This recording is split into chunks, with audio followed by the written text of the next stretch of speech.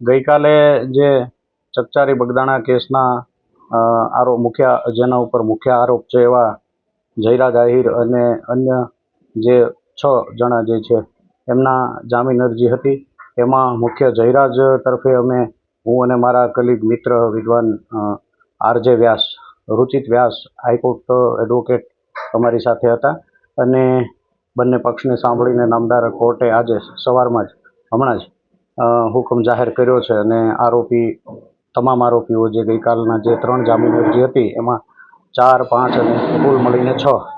કુલ મળીને 6 આરોપીઓ જે છે એમની જામીન અરજી નામદાર કોર્ટે યોગ્ય શરતોને આધીન મંજૂર કરી છે. આમ તો અગાઉ તારીખ 2/2/2024ના રોજ અન્ય આરોપીઓ જે છે જે મુખ્ય પ્રથમ જે 7 આરોપીઓની જામીન અરજી મંજૂર કરેલી અને એમના જ પેરિટીના ગ્રાઉન્ડ ઉપર અને થયેલ દલીલોને ધ્યાને લઈ અને નામદાર મહુવાના એડિશનલ ડિસ્ટ્રિક્ટ અને સેશન્સ જજ સાહેબ શ્રી AS પાટીલ સાહેબ દ્વારા આરોપીઓને જામીન મુક્ત કરવાનો હુકમ કરેલ છે. અને ખાસ કરીને આ જે ઘટનાને ચકચારી બનાવનારા તત્વો કે જેને આપણે એમ કહી શકીએ કે ભાઈ પરસ્પર સામાજિક મુદ્દો બનાવીને, એટલે આપના માધ્યમથી એવું પણ કહેવા માગું છું કે